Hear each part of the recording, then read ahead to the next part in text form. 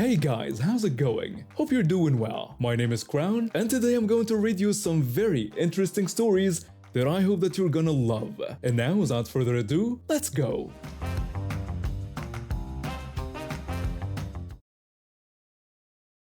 I've been married for about 8 years now, and my wife has this thing about potato wedges from the grocery store deli. She says they're better than any restaurant version she's tried. Usually I don't mind picking them up when I'm doing the weekly shopping. It's a simple enough task, or so I thought.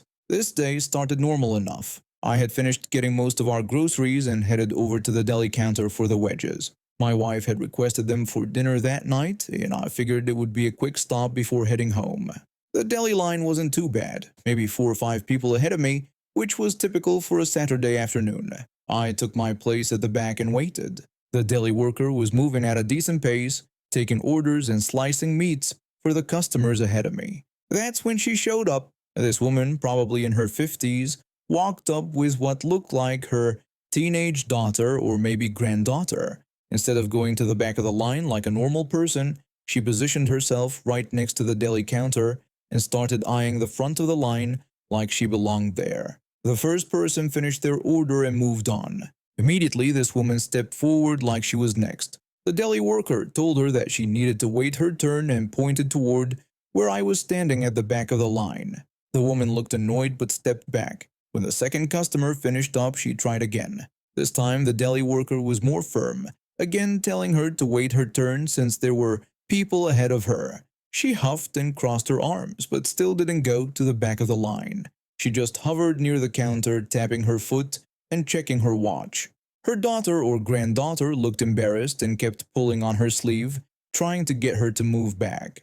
The third customer finished up, and sure enough, she made her move again. This time, the deli worker told her for the third time that she needed to wait in line like everyone else. The woman rolled her eyes and stepped back again, but I could see her getting more agitated.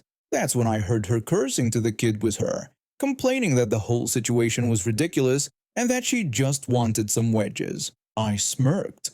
Of all the things she could have said, she had to mention the exact item I was there to buy. The person directly in front of me finished their order and walked away. Now it was my turn, but I had a feeling this wasn't going to go smoothly.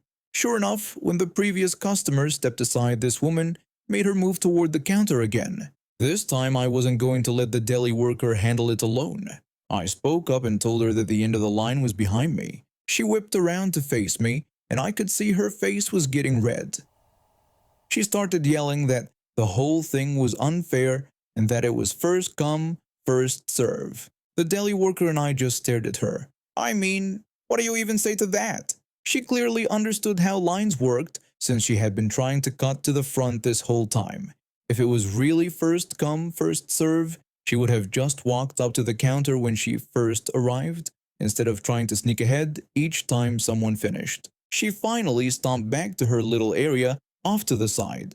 Her daughter or granddaughter was trying to calm her down, but she was having none of it. I stepped up to the counter and looked at the potato wedges. There were only a few left in the warming tray, maybe enough for one small order. The deli worker asked what he could get for me, and I told him I wanted potato wedges but noticed they were running low. He explained that they were indeed low and offered to drop some more, but it would take about 5 minutes. I looked back at the woman, who was still fuming near the sidewall. I knew exactly what she wanted, and I knew she'd have to wait even longer if I took what was left. I told the deli worker to go ahead and help her first. I could wait for the fresh ones. The deli worker looked surprised but shrugged and called the woman over. She ran to the counter, shooting me a suspicious look like she couldn't believe I was letting her go first. She told the worker that she finally wanted to order and demanded potato wedges. The worker explained that they were pretty low right now and could give her what was left, but it wasn't much. Or he could drop some fresh ones, but it would be about 5 minutes. She asked if he was kidding about the 5-minute wait, then threw her hands up and said it might as well happen at this point since everything was so ridiculous. She stepped aside again, complaining about how ridiculous everything was. I could see her daughter trying to convince her to just leave, but she was determined to get her wedges. About 10 minutes later, the deli worker brought out a fresh tray of potato wedges. They looked perfect. golden brown and steaming hot. The woman started moving toward the counter again, but I stepped forward first and reminded her that I was next. She stopped mid-step and glared at me but didn't say anything. The deli worker looked at me and asked how much I would like, suggesting a pound or 2 pounds. I looked at the full tray of wedges, then at the woman who was watching our interaction like a hawk. An idea formed in my head. It was petty, sure, but after watching her try to cut in line for the past 15 minutes, I felt justified. I quietly told him that I wanted all of the wedges. He asked if I really meant all of them, and I said that I wanted every single one.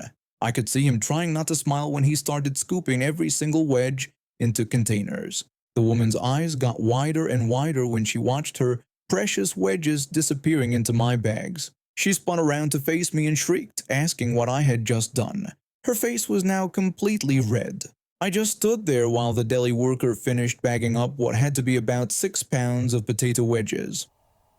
The worker told me the total was $14 and I paid without hesitation. I started walking away slowly, partly because the bags were heavy and partly because I wanted to see what would happen next. She started yelling that I couldn't do that and that it wasn't fair, claiming she was there first. I told her that actually she wasn't first, and even if she had been, she had spent the last 15 minutes trying to cut in front of everyone else instead of waiting her turn. She complained that she had places to be and didn't have time to stand around all day. I suggested that maybe next time she should plan ahead or learn how lines work. Her daughter was now trying to drag her away from the deli counter, clearly embarrassed by the whole situation. Other customers were starting to stare, and I could see the deli worker shaking his head. The woman said that the whole thing was ridiculous and that she would never shop there again. I told her that I was sure the store would manage somehow. When I walked toward the checkout, I could hear her still ranting about how unfair the whole situation was. Part of me felt a little bad for her daughter, who seemed like a decent kid stuck with an entitled grandmother, but mostly I felt satisfied. When I got home, my wife was surprised to see 6 pounds of potato wedges instead of the usual 1 pound. She asked if they had been on sale or something, and I told her not exactly, then offered to explain what had happened. When I told her the whole story, she was laughing so hard she could barely breathe. She said it was the most expensive petty revenge she'd ever heard of, but totally worth it. We ended up freezing most of the wedges and eating them over the next few weeks. I never saw that woman again, which was probably for the best. My college friend was one of those people I'd helped out countless times over the years. We'd been friends since sophomore year when we lived in the same dorm. She was always a bit dramatic, but fun to be around. After graduation, I'd taken her on expensive trips to music festivals and tropical islands, paid for her flights, hotels, meals, the whole deal. I never asked for anything back because that's just who I am. When you care about someone, you want to share good experiences with them. My boyfriend had been patient about my spending on friends, but he'd started making comments about how some people were taking advantage of my kindness. I brushed it off because I believed my friends appreciated what I did for them, even if they couldn't always reciprocate financially. That night started out perfect. We planned a nice dinner at this upscale hotel downtown, the kind of place with white tablecloths and waiters who refill your water glass before it's empty. My boyfriend had let me borrow his camera to take photos with my friends. It was his prized Canon G7X Mark II, worth about $1,800. He'd saved up for months to buy it and used it for his photography hobby. The dinner was amazing. We laughed, caught up on life, and I took tons of photos of everyone. The lighting in the restaurant was gorgeous, and I wanted to capture all the good memories we were making. After we finished eating, I excused myself to go up to our hotel room to freshen up before we potentially went out for more drinks. That's when I realized the camera wasn't in my purse anymore. My heart dropped. I frantically searched through my bag 3 times, then rushed back downstairs to our table. The staff was already clearing it, but I asked everyone if they'd seen the camera. The server apologized and said they hadn't seen any camera left behind. My friends all shook their heads. My college friend looked right at me with this concerned expression and asked if I was sure I had brought it down from the room. I told her I was positive because I'd been taking pictures all through dinner. I immediately went to hotel security. The security manager was incredibly helpful and pulled up the footage from the restaurant's cameras right away. What I saw made my stomach turn. There it was, clear as day. While I was distracted talking to someone at the table, my college friend reached over, grabbed the camera from where I'd set it down, and quickly shoved it into her purse. The timestamp showed this happened just minutes before I went upstairs. I stared at the screen. This was someone I'd trusted completely, someone I'd spent thousands of dollars on over the years, someone I considered a close friend. The security manager asked if I knew this person and offered to file a report right away. I told him I wanted to handle it first since she was my friend, and there had to be an explanation. I decided to give her the benefit of the doubt. Maybe she picked it up by accident or thought she was keeping it safe for me. I didn't want to embarrass her in front of our other friends, so I covered for her when they asked if I'd found it. I told them hotel security was looking into it, and I was sure it would turn up. After everyone left, some of them heading to a nightclub downtown, I went back to my room and texted her privately. I told her I needed to talk about the camera and that hotel security had footage of everything that happened at dinner. I asked her to please just tell me what was going on. She didn't respond for hours. Finally, around 2 in the morning, she texted back saying she had no idea what I was talking about and that she never saw my camera. I texted back that I'd seen the video and asked her to please just tell me the truth. I wanted to know if she took it by accident so we could figure it out together. The next morning, she finally called me. She admitted that she did pick it up but claimed she was just keeping it safe for me and was going to give it back. When I asked where it was now, she said they went to the club after dinner and it must have fallen out of her purse or something. She didn't have it anymore. I was shocked. I asked her if she really took my boyfriend's $1,800 camera to a crowded nightclub without telling me. She insisted it was an accident and that she didn't mean for it to get lost. I was furious, but I tried to stay calm. This was someone I'd been friends with for years, someone I'd helped out financially more times than I could count. I told her that these things happen, but she needed to help me replace it. I asked if we could split the cost. She refused to pay for anything and said it wasn't her fault, it got lost. I pointed out that she literally stole it from the dinner table and asked how this wasn't her responsibility. She got defensive and claimed she didn't steal anything and was trying to help. The conversation went nowhere. Over the next 3 weeks, I tried everything. I offered to let her pay just half, then a third, even a couple $100, just to show she cared about making things right. She refused every single offer. Meanwhile, my boyfriend was getting more upset by the day. He knew I was trying to handle it diplomatically, but he wanted his camera replaced or wanted to file a police report. He pointed out that she stole from us and wouldn't even try to make it right. He asked why I was protecting someone who clearly didn't respect me. I told him she'd been my friend for years, and I just needed a little more time to work this out. He asked how much more time, pointing out it had been 3 weeks already. He said either she pays for a replacement or we file charges. I realized he was right. I'd given her every opportunity to do the right thing, and she'd rejected all of them. Finally, I sent her one last text. I told her I was giving her until end of day Friday to either send me the full cost of the camera or provide shipping confirmation of a replacement from an approved vendor. I said if I didn't receive either by Saturday morning, we were filing a police report. I felt horrible typing those words, but I was out of options. Her response came within minutes. She said she was sick of me and my drama. She told me I get a tracking number by 12 Eastern on Friday, but not to blame her if the package never showed up. Here she was, caught red-handed stealing from me, and somehow I was the bad guy for asking her to make it right. I texted back that if she were really my friend, she'd be apologizing instead of acting like this was my fault. Friday came, and true to her word, she sent me a FedEx tracking number at exactly 12 p.m. But when I checked the status, it just said awaiting package. I texted asking if this was the original camera or if she was buying a new one. She just told me to stop bothering her. I said I just wanted to know what she was sending, but she repeated that I should stop bothering her. She wouldn't answer any more questions about whether she was sending the supposedly lost camera or buying a replacement. The whole thing felt suspicious. Saturday morning arrived. and the tracking still showed no movement. My boyfriend and I went to the police station and filed a report. We brought the hotel security footage, our text conversations, and all the documentation. The detective assigned to our case was very thorough. He said this was pretty cut and dried since we had clear video evidence of the theft and her own admission in text messages. He told us they'd be issuing a warrant for her arrest. I asked what happens now.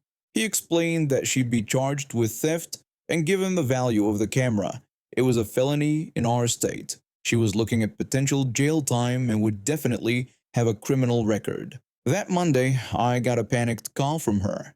She was screaming that the police came to her work, and this was insane. She accused me of ruining her life over a stupid camera. I told her she'd had 3 weeks to make this right and chose not to. She insisted she sent me a tracking number, but I pointed out that it showed no movement and asked if she actually shipped anything. The line went quiet for a long moment. Finally, she admitted she was going to figure it out.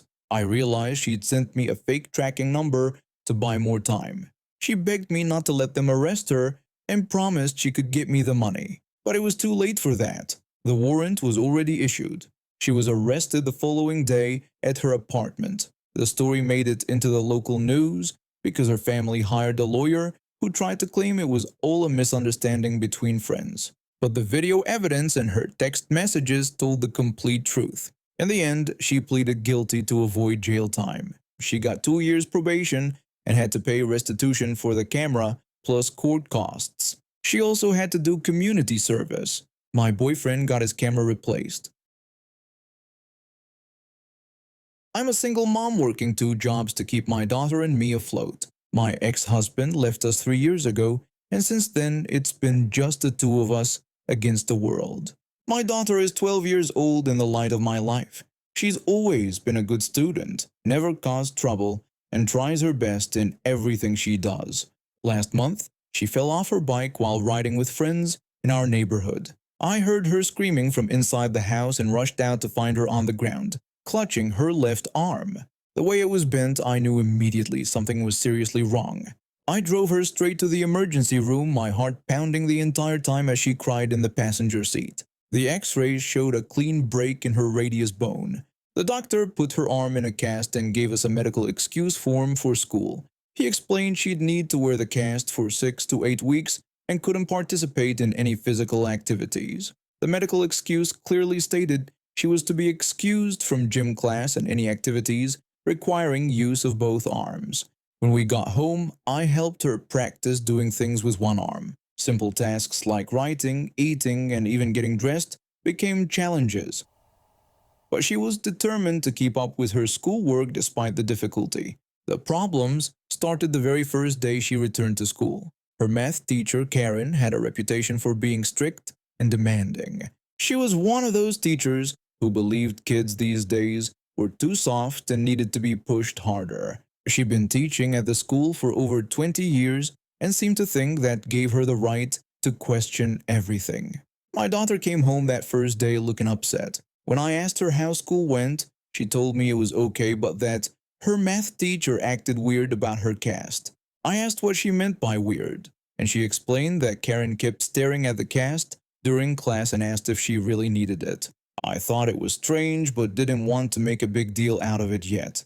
Maybe the teacher was just concerned. But over the next few days, my daughter kept coming home with more stories about Karen's behavior. She told me that Karen made her try to write problems on the board, even though she explained it was hard with her cast. When I asked if she showed the medical excuse, my daughter said Karen claimed she'd already seen it but that my daughter needed to try harder to participate normally. I was getting frustrated but decided to give Karen the benefit of the doubt. Maybe she was just trying to encourage my daughter not to use her injury as an excuse to slack off. But then things got worse. The breaking point came on a Friday. My daughter had been struggling to complete a timed math test because writing with her non-dominant hand was slow and painful. She'd asked Karen for extra time, showing her the medical excuse again. Karen told her that she'd been watching my daughter all week and thought she was milking the injury for all it was worth. My daughter insisted that her mom had the doctor's papers and her arm really was broken. Karen replied that these days Parents will get doctors to write anything, and she'd seen plenty of fake injuries in her time. When my daughter pointed out that you could see the cast, Karen claimed that casts could be put on for show. She accused my daughter and me of trying to get special treatment that we didn't deserve. That's when Karen did something that still makes my blood boil thinking about it. She grabbed my daughter's arm and started trying to remove the cast, claiming she was going to prove it was fake. Karen said that if the cast was real, it should be properly secured and not come off easily. She twisted and pulled at the cast while my daughter screamed in pain and begged her to stop. The cast wasn't coming off easily because it was real, but Karen kept trying, convinced she was going to expose some elaborate fraud. My daughter pleaded with her to stop and said she was hurting her. Karen told her to stop being so dramatic and claimed that if the injury was real, it wouldn't hurt so much. Other students in the classroom started getting upset, seeing my daughter crying and begging Karen to stop. One brave kid ran to get the principal, while Karen continued her assault on my daughter's injured arm. The principal arrived just when Karen managed to crack part of the cast. My daughter was sobbing and clutching her arm. Karen tried to explain that she was just proving the girl's injury was fake and pointed out how easily the cast was coming apart. The principal immediately told her to step away from the student. The principal called me right away and I rushed to the school. When I saw my daughter sitting in the nurse's office, tears streaming down her face, and her cast damaged, I felt rage, like I'd never experienced before. The nurse explained that the teacher had physically tried to remove her cast, and that we needed to take her to the hospital to make sure no further damage was done.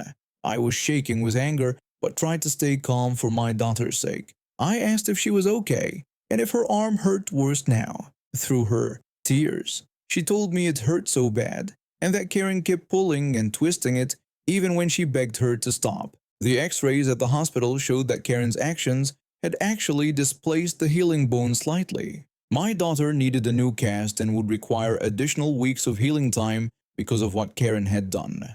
I immediately called the police and filed a report for assault on a minor. The officer who took the report was horrified when I explained what had happened. He said that a teacher had physically tried to remove a medical device from a child while the child was asking her to stop, and they'd be pressing charges because it was completely unacceptable. I also contacted a lawyer who specialized in cases involving schools. He told me that in 30 years of practice, he'd never seen anything quite this bad. A teacher physically assaulting a student to prove a point about a medical condition. The next few days were a whirlwind. Karen was arrested at school and charged with assault on a minor and child endangerment. The story spread quickly through our small town, and other parents came forward with their own stories about Karen's inappropriate behavior over the years. One parent shared that Karen once made her son with asthma run laps because she said he was using his inhaler to get out of work. Another parent revealed that when her daughter had a concussion, Karen insisted she was faking the headaches and made her take a test anyway. It turned out Karen had a pattern of dismissing students' medical conditions and pushing them beyond what was safe or appropriate. The school district launched a full investigation. The school board meeting where Karen's fate was decided was packed. Parents, students, and community members all came to share their experiences and demand action. After reviewing all the evidence and witness testimony, the school board president announced they had decided to terminate Karen's employment immediately, and her teaching license was also being revoked. The criminal case moved forward quickly. Karen's lawyer tried to argue that she was just doing her job and looking out for educational standards, but the prosecutor wasn't having it. The prosecutor argued that the defendant had physically assaulted a 12-year-old child while that child begged her to stop, and there was no educational justification for this behavior. Karen was convicted of assault and sentenced to 6 months in jail, though she only served 2 months. She was also ordered to pay for my daughter's additional medical expenses and attend anger management classes. But the most satisfying moment came during her sentencing when the judge addressed her directly. The judge told Karen that she was in a position of trust and authority over children, and she had abused that trust in the most serious way possible. Her actions had caused physical harm to a child who was already injured and vulnerable. Karen tried to defend herself by saying she was just trying to maintain standards and prevent fraud. The judge responded that there was no standard that justified what she did, and she had multiple opportunities to handle the situation appropriately. Instead, she chose to physically assault a child. My daughter recovered fully, though it took longer than it should have because of Karen's interference. She is back to riding her bike and doing all the things she loves. Most of my adult life, I've been driving used cars. You know how it is. You buy whatever you can afford, usually something with a few scratches, maybe a weird smell you can never quite get rid of, and some mysterious rattling noise that the previous owner swore wasn't there when they owned it. I've gone through 3 different used cars over the years, each one teaching me expensive lessons about what to look for and what to avoid. But I'd been saving every spare dollar I could find. I picked up extra shifts at work, stopped eating out, canceled subscriptions I didn't really need, and even started bringing lunch from home instead of buying it. My friends thought I was being ridiculous, but I had a goal. After almost 4 years of saving, I finally had enough money to buy my very first brand new car. I'll never forget walking onto that Honda dealership lot and seeing her there, a beautiful silver Honda Accord, still wrapped in protective plastic on the seats, with that new car smell that you can't fake. The odometer read exactly 0 miles. Nobody had ever driven this car but me. It was perfect. I babied that car like it was made of glass. I parked far away from other cars in every parking lot. I washed it twice a week. I kept the inside spotless and even bought those fancy floor mats to protect the carpet. This wasn't just transportation for me. It was proof that all my hard work and sacrifice had paid off. So when this story happened, you'll understand why I was being extra careful. I was driving to the big store off Highway 85. You know the one. It's right off that exit that loops you around to the other side of the freeway.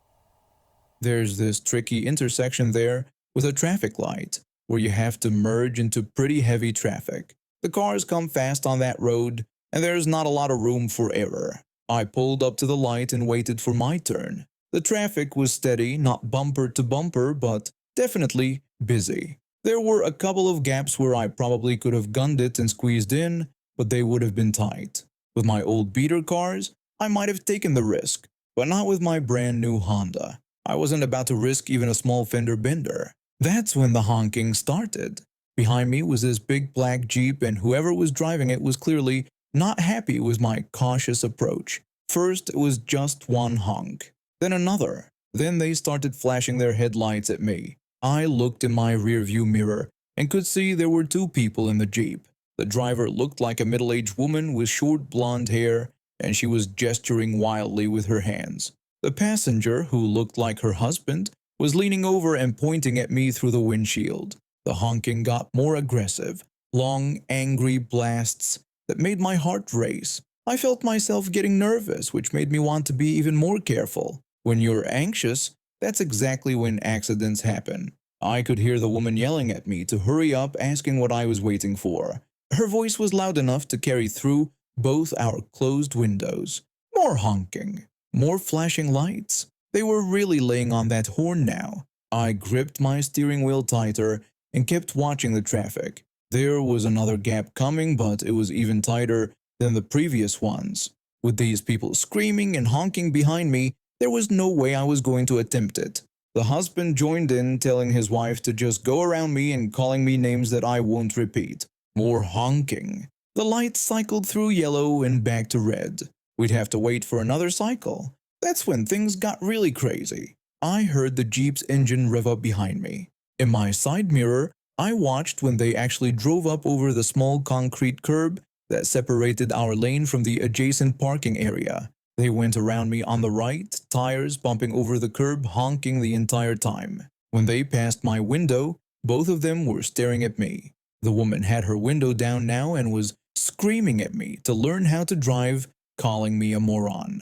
The husband stuck his middle finger up at me and held it there when they merged aggressively into traffic, cutting off a pickup truck that had to slam on its brakes. I just sat there for a moment, kind of stunned. My hands were shaking a little from the adrenaline. I'd never had someone be that aggressive toward me on the road before.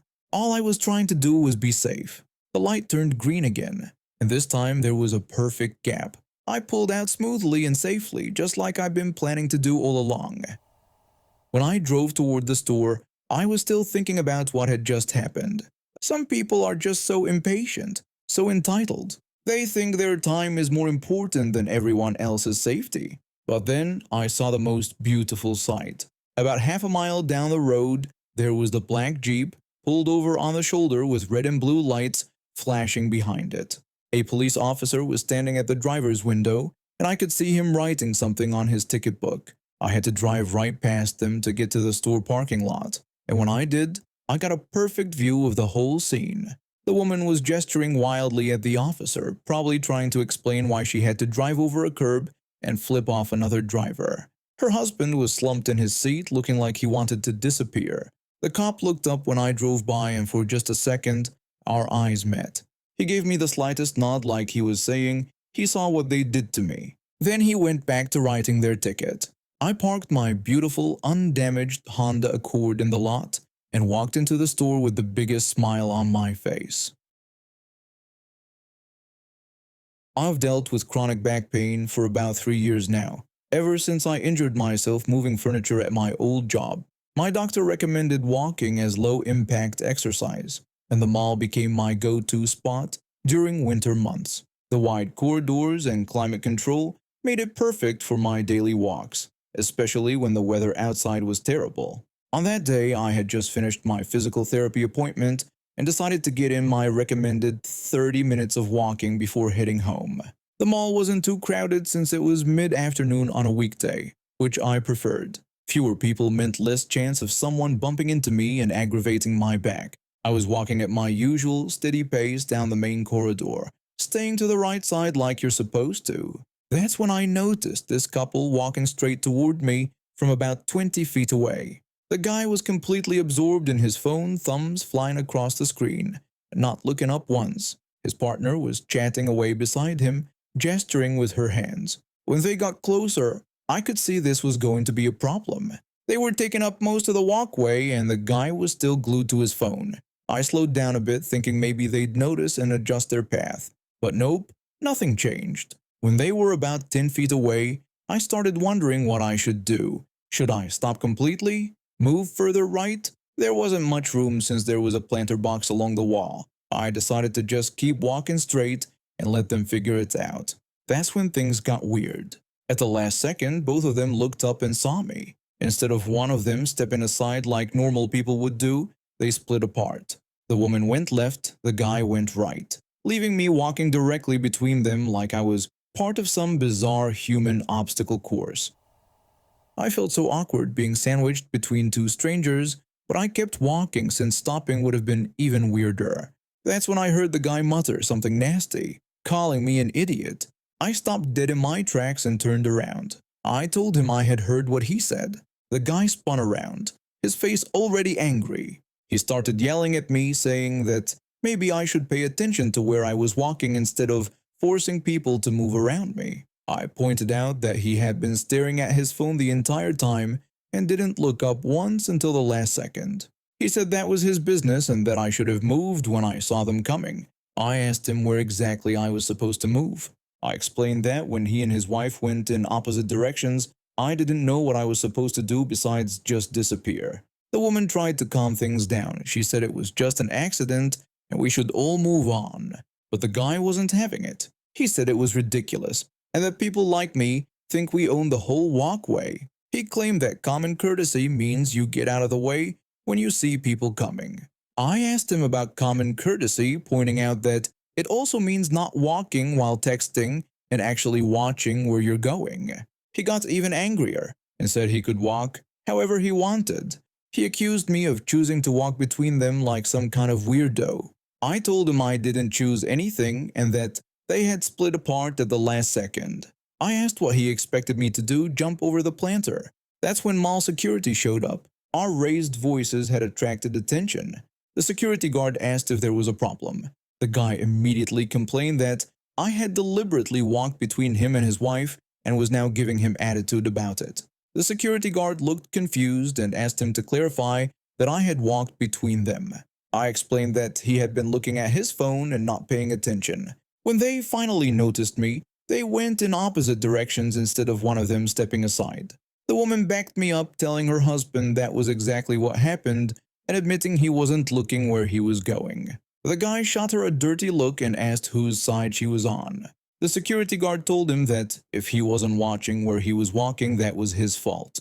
He reminded him that the walkway was for everyone to use.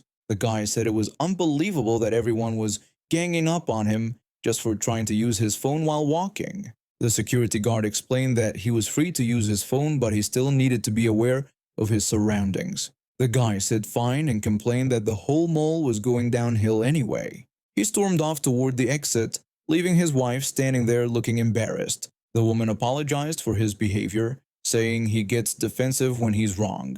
I told her not to worry about it, that it happens. She said that for what it was worth, I had handled it better than she would have. She hurried after him and I continued my walk. The security guard walked with me for a bit.